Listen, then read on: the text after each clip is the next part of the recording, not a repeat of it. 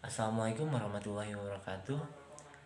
Yang terhormat Bapak Andri Indrawan, SEMAK, selaku dosen pengampu mata kuliah Analisis Laporan Keuangan.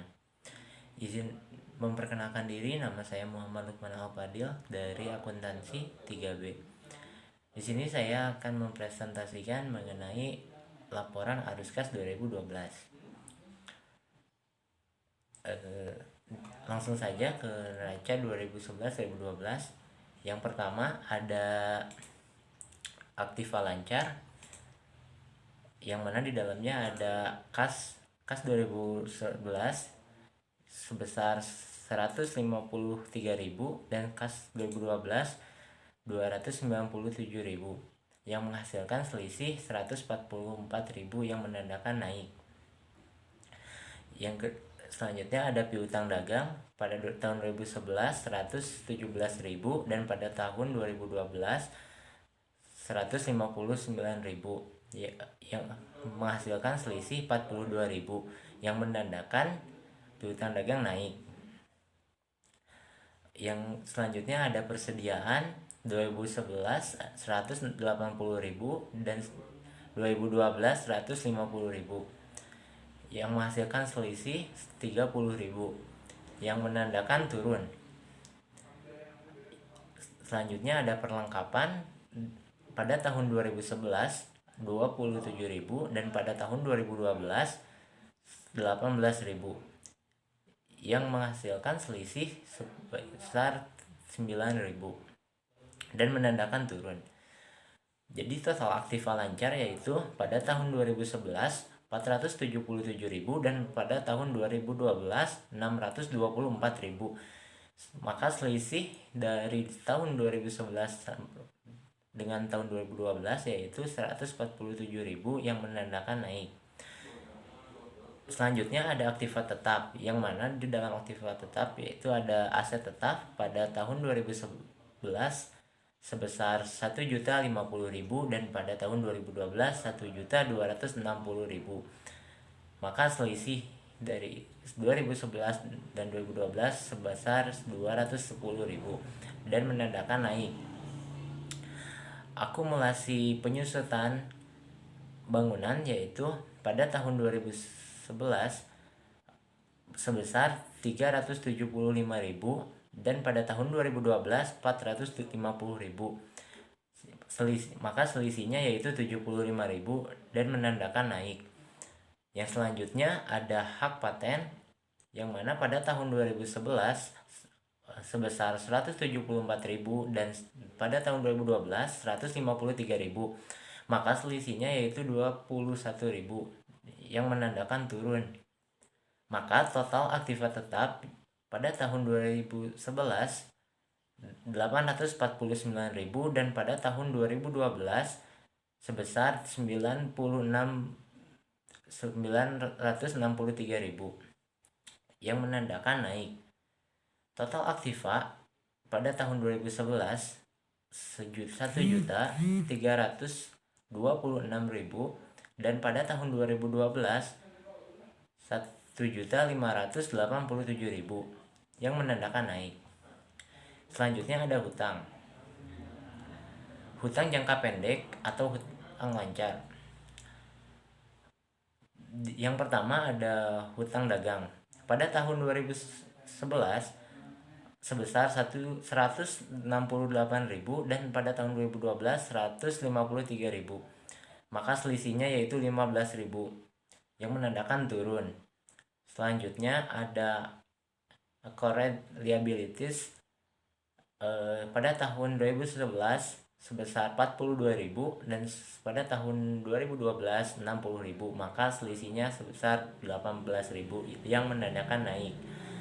Total hutang lancar yaitu pada tahun 2011 210.000 dan pada tahun 2012 213.000. Maka selisihnya sebesar 3.000 yang menandakan naik. Selanjutnya ada hutang jangka panjang. Di dalam hutang jangka panjang ada wesel bayar jangka panjang pada tahun 2011 sebesar 450.000 dan pada tahun 2012 tidak ada. maka selisihnya yaitu 450.000 yang menandakan turun. Total hutang jangka panjang yaitu 450.000. Dan pada tahun 2012 tidak ada, maka selisihnya 450.000 yang menandakan turun. Total liabilitas pada tahun 2011 660.000 dan pada tahun 2012 213.000, maka selisihnya yaitu 447.000 yang menandakan turun. Selanjutnya ada ekuitas. Di dalam ekuitas ada yang pertama modal saham preferen.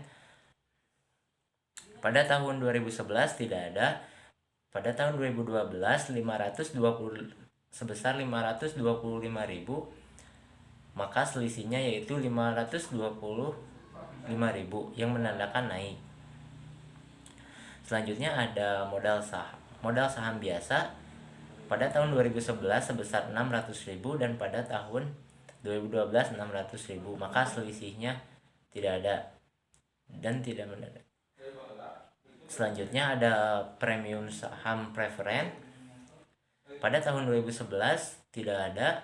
Pada tahun 2012 sebesar 120.000, maka selisihnya yaitu 120.000 dan menandakan naik. Selanjutnya ada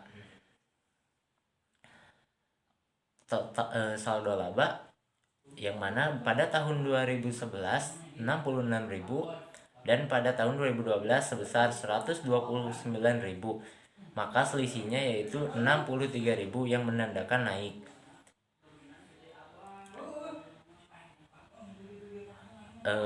Maka total ekuitas sebesar total ekuitas pada tahun 2011 yaitu sebesar 666.000 dan pada tahun 2012 1.374.000, yang mana menghasilkan selisih 708.000 yang menandakan naik. Dan total pasifa 2019 1.326.000 dan pada 2012 1.587.000 yang menghasilkan selisih sebesar 261.000 dan menandakan naik. Adapun informasi tambahan, dividen 138.000.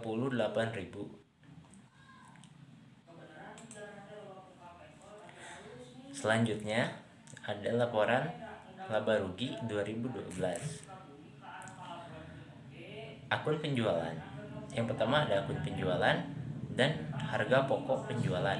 Akun penjualan sebesar 1.980.000 dan harga pokok penjualan 1.089.000, maka menghasilkan laba kotor 891.000. Adapun biaya operasi tidak ada dan beban operasi sebesar 690.000, maka total biaya operasi 690.000, maka laba bersih yang dia dapat 200.000.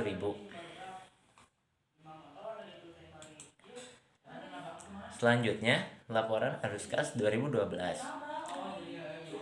Adanya aktivitas operasional, ada laba 2021 sebesar 210.000, ini diambil dari yang sebelumnya. Dan selanjutnya ada penambahan. Yang pertama ada akumulasi penyusutan sebesar 75.000, ada hak paten sebesar 21.000, dan adapun penurunan perlengkapan sebesar 9.000, adapun penurunan persediaan sebesar 30.000, adapun kenaikan current liabilities sebesar 18.000, maka hasilnya yaitu 153.000. Selanjutnya ada pengurangan, kenaikan piutang dagang sebesar 42.000 dan penurunan utang dagang sebesar 15.000, maka totalnya 57.000. Maka arus kas aktivitas operasional 297.000 didapat dari laba 2021 ditambah dengan penambahan dikurangi dengan pengurangan.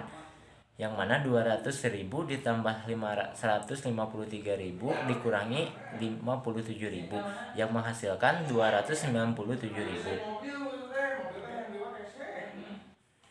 Aktivitas investasi ada penambah. Yang pertama, penambahan, tidak ada pengurangan pembelian aset tetap sebesar 210.000. Arus kas aktivitas investasi yaitu 210.000.